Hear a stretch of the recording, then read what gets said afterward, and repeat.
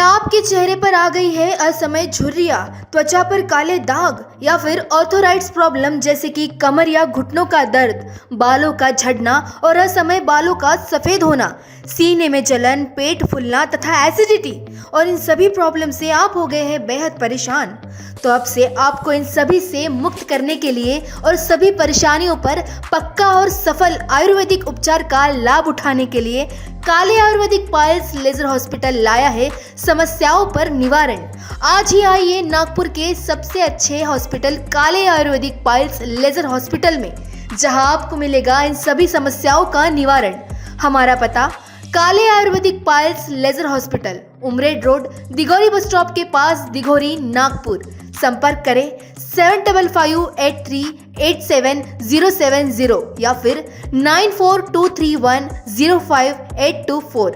विदर्भात सामाजिक कार्यात अग्रेसर संस्था आसमान फाउंडेशन नागपूर आणि आसमान महिला कोऑपरेटिव्ह क्रेडिट सोसायटी जिल्हा नागपूर यांच्या संयुक्त सहयोगानं महाल झेंडा चौक येथे दरवर्षीप्रमाणे यंदाही जागतिक महिला दिन मोठ्या उत्साहात साजरा केला गेला।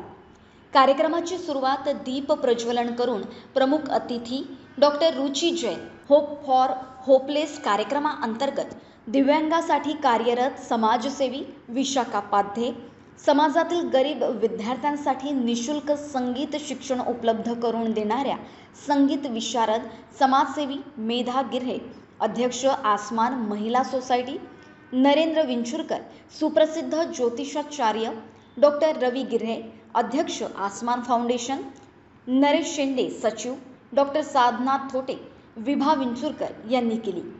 कार्यक्रमाचे संचालन विभा विंचुरकर, आभार प्रदर्शन डॉक्टर साधना थोटे आणि स्वागत गीत मधुरा कोलारकर यांनी प्रस्तुत केले।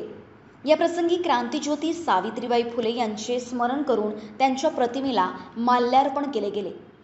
या प्रसंगी संस्थेतर्फे विशेष उपक्रमाअंतर्गत समाजातील अशा कर्तबगार आणि होतकरू दिव्यांग महिला आणि मुली ज्या अंध, अपंग, मतिमंद, मूकबधीर, कर्णबधीर असूनही सक्षमरित्या समाजाचं आव्हान पेलू शकतात, अशा स्त्रियांच्या कार्याचा गौरव केला गेला, ज्यात सुप्रसिद्ध अधिवक्ता नंदिता रवींद्र त्रिपाठी, दिव्यांग महिला कुमारी पूजा मिलमिले, शास्त्रीय संगीत विशारद आणि दूरदर्शन येथे कार्यरत दिव्यांग मुलगी कुमारी सुहा अविनाश सोनुले, वय वर्ष 10, पॉवर लिफ्टिंगमध्ये अनेक पुरस्कार प्राप्त विकलांग मुलगी Kumari Radha Shrikant Deshpande, art, craft, painting आणि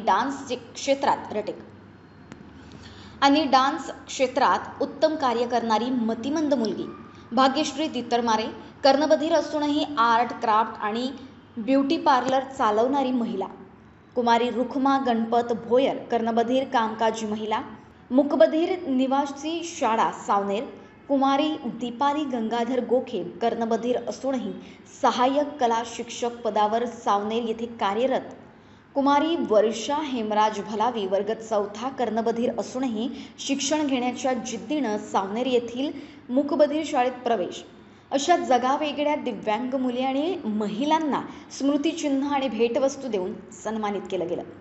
डॉक्टर रवी गिर्हे यांनी संस्थेतर्फे अनेक वर्षापासून निराधार, गरीब, वंचित, दिव्यांग, आदिवासी मुले आणि महिलांसाठी आयोजित केल्या जाणाऱ्या उपक्रमांची माहिती दिली। लवकरच संस्थेतर्फे गरीब, निराधार, वृद्धांसाठी आणि सामान्य वरिष्ठ नागरिकांसाठी वृद्धाश्रम सुरू करण्याची योजना असल्याची माहिती दिली। याप्रसंगी संस्थेचे पदाधिकारी, सदस्यगण आणि अनेक गणमान्य नागरिक सहभागी झाले। कार्यक्रमाचे सफल आयोजन करण्यासाठी कुमारी पायल काळे, पूजा शेंडे, दिनेश टेकाडे, छाया मुलताईकर यांनी अथक प्रयत्न केले।